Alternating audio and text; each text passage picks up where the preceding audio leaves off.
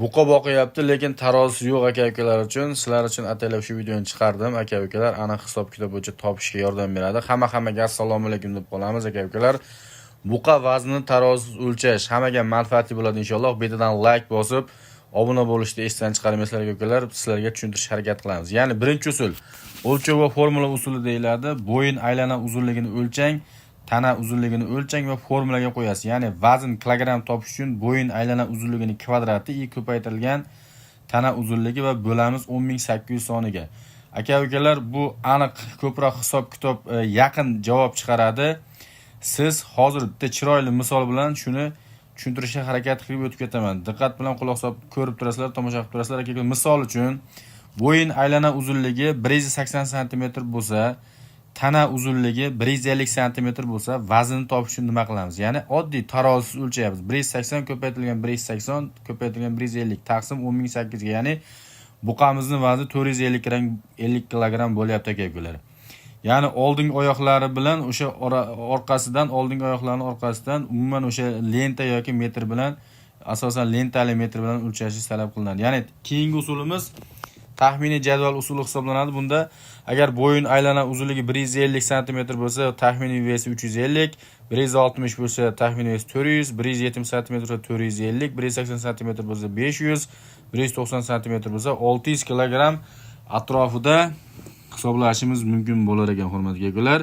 Bu jadvalda o'zingiz o'sha hisob-kitob turib solishtirib ko'rishingiz mumkin bo'ladi.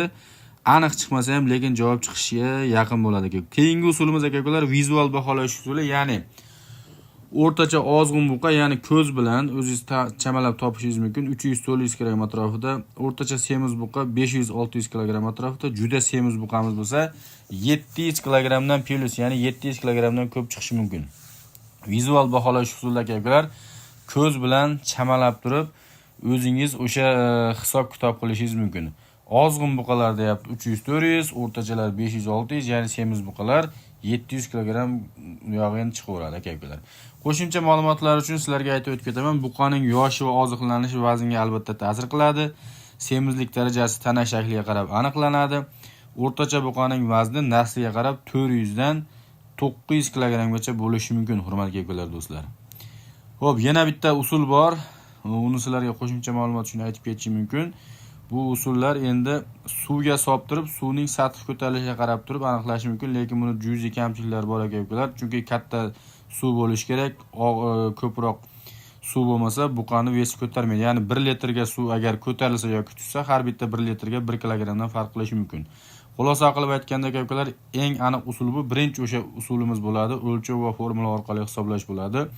Ikkinchi usulimiz jadval va vizual baholash ham qo'llanishi mumkin, ya'ni ko'z yuz orqali chamalab turib qo'llashingiz ham mumkin. Oziqlantirish va nasl tanlash eng muhim omillardan biri hisoblanadi aka-ukalar. Sizlarga manfaatli bo'lgan bo'lsa, ozgina foydamiz tekkan bo'lsa aka-ukalar, videoga like bosib qo'llab-quvvatlab qo'yasizlar inshaalloh.